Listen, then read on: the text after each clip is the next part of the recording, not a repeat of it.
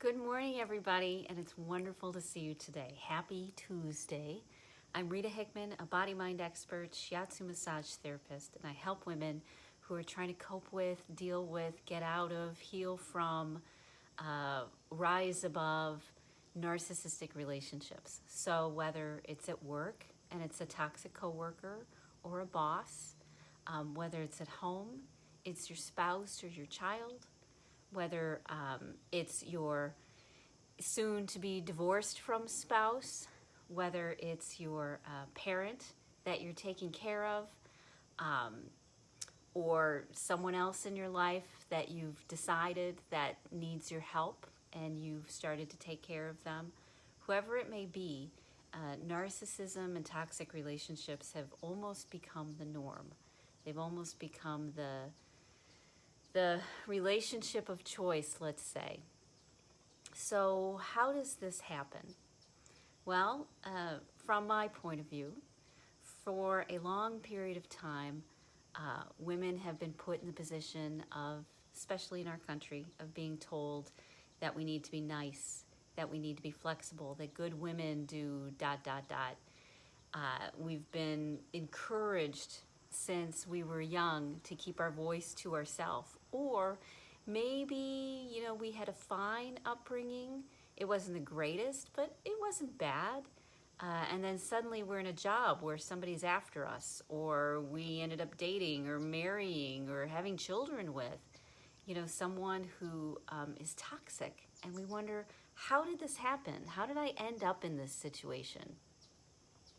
Well, one of the reasons, or a couple of the reasons that people, especially women, end up in narcissistic relationships is part of it is they were trained to be a victim. They were trained and taught and molded and shaped into keeping their mouth shut and staying out of the way, and that anything that nourishes them or nurtures them or fulfills them in some way is somehow selfish or self-absorbed or bad. And then anything that is beneficial to us, we're told it's too much work, that we can't do it, that we're not capable of it. There's been a whole minimization. And so many women end up trapped or stuck or involved with narcissists and feeling like there's no way to get out. Like, this must be it. That this is where you're going to be for forever. This is the way the person is. And you either need to stay or you need to go. You either need to go no contact. All sorts of stuff. But it definitely comes across as crisis. Life or death, fight or flight. It's a pretty big deal. So one of the ways that narcissists will keep you in that place of reaction, in that place of victimhood, is they will push your buttons. When narcissists aren't doing well, as you probably well know, they're perfectly comfortable finding the things which are most difficult, most painful, most wounding to the person around them and pushing those buttons. Now, on the positive side, it means that if you have a narcissist in your life, your buttons are constantly being pushed, and it gives you wonderful opportunities to heal and grow and move on. And in fact, having a toxic or narcissistic person, when you look at it from the right perspective, they're a catalyst. They're a catalyst for you to become an even better, happier, more balanced, more peaceful version of yourself. And yes, it absolutely is possible. Absolutely. So here's one of the tools that will help you feel not so controlled by a narcissist. So meditation, as you know, has been around for a long time. There's lots of different types of meditation. There's moving meditation, there's transcendental meditation, there's meditation, on loving kindness. There's visualization. There's staring at a fire. There's all sorts of ways that people meditate. But the main focus of it is where you focus on one word or sensation or thought or idea or visual that you focus in, that you focus your attention actually on your frontal lobe at the front of your brain.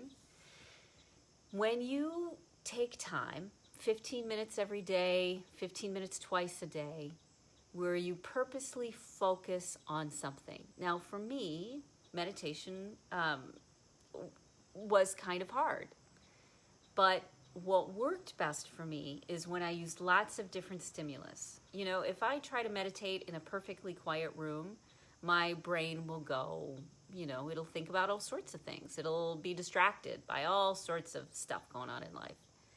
But if I meditate by staring at a fire and let myself focus on the fire and let myself focus on what I'm looking at, then that focus, that attention, is what strengthens and creates more neural connections in your frontal lobe. So why does that matter? Your frontal lobe is the seat of your rationality and your logic.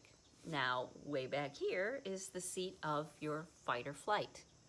Now, a narcissist gets their power by tripping you into your fight or flight. And if your frontal lobe isn't very strong, then it's going to happen like that. You know, especially if you're already kind of wired as a victim. You know, you were taught to be reactionary, to be sensitive to the people around you, to be flexible, to be understanding.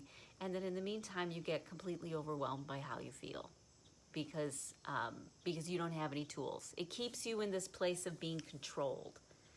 When narcissists, and they're everywhere, keep you in a place of fear or worry, that's the way that they control you.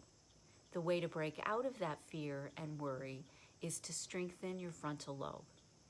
So how do I do this? Well, a couple different ways. Sometimes I put on a YouTube video and I let myself focus on that.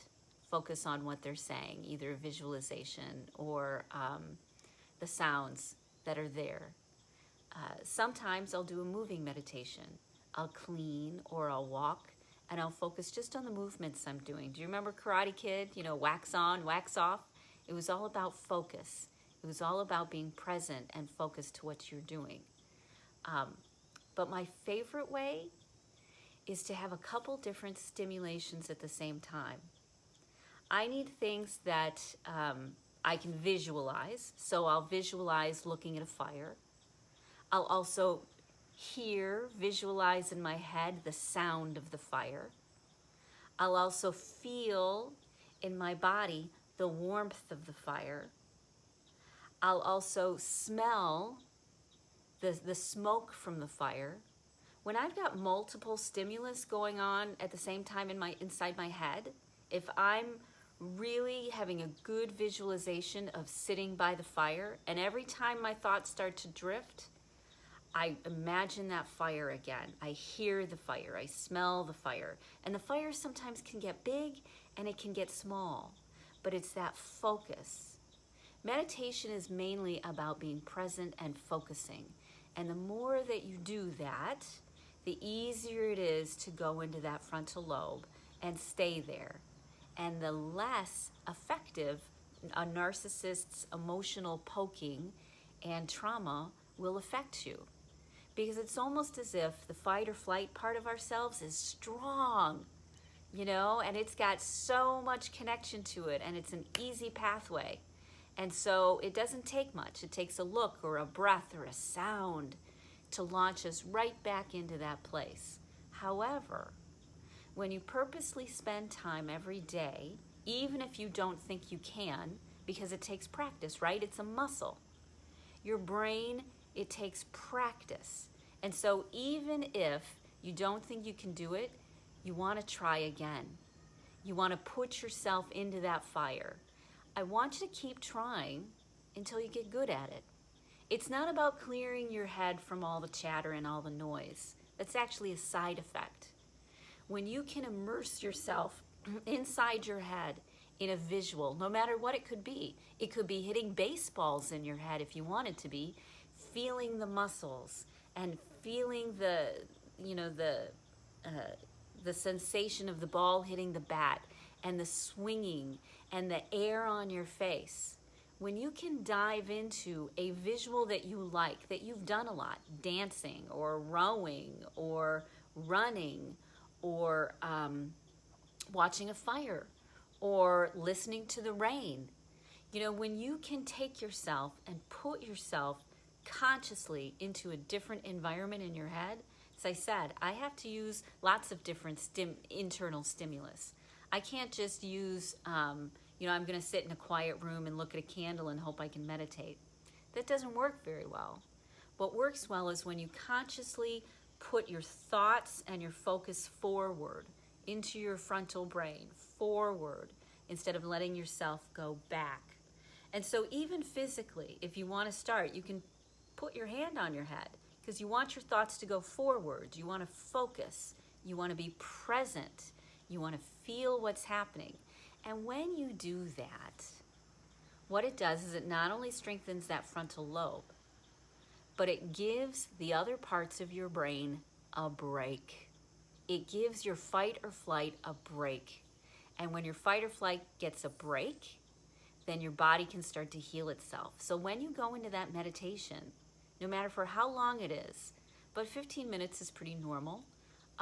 Whereas you focus, you get pulled away, you focus again, you get pulled away, you focus again, you get pulled away. As you strengthen this muscle, it gets easier and easier.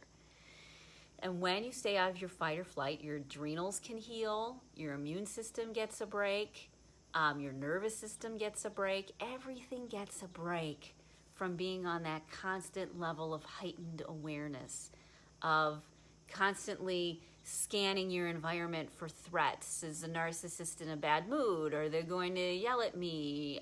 How are they going to come home? Did they have a good day? You're going to be thinking about all those things. How do I protect myself? Should I hide?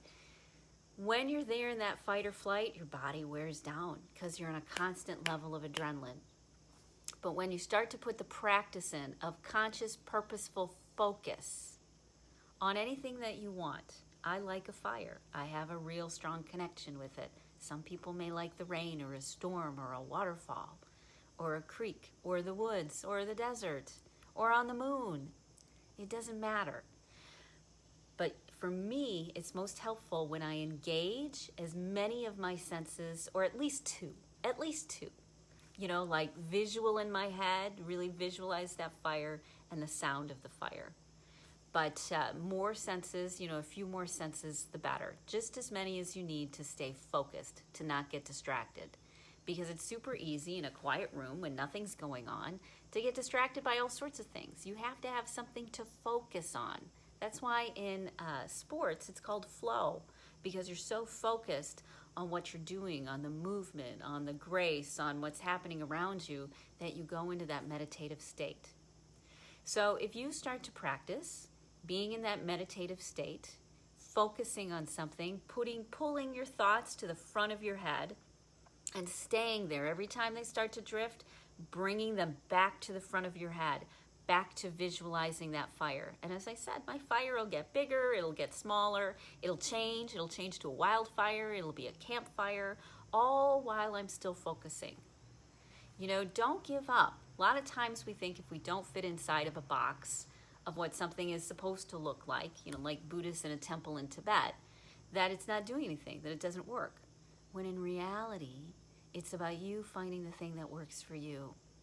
And if you need to experiment with a few different ones, play around, try a few different things in order to get you to stay in that focused place for 10 to 15 minutes, that's what will do it. And what you'll find is that you're much stronger mentally, emotionally, and physically, because it gives your body a break, it gives your fight or flight a break, it strengthens the connections and the pathways to your rational, stable, level mind. It makes you stronger that way, makes your brain stronger, and it allows you to get insights and wisdom and understanding that you might not have gotten because you were so distracted by everything else going on in the world.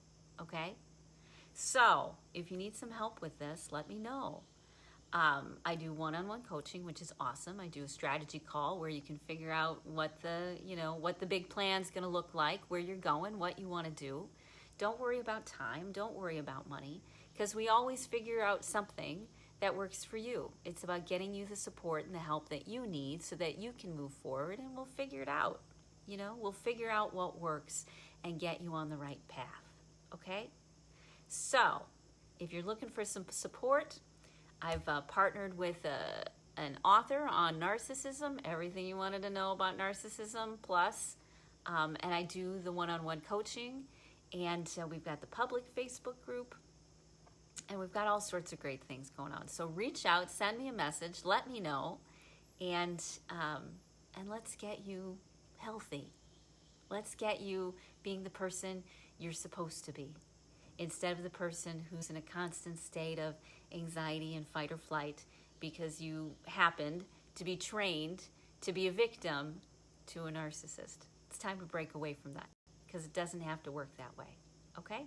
So I hope you have a great rest of your day. I'm looking forward to mine. And I'll see you tomorrow morning. Okay? Bye.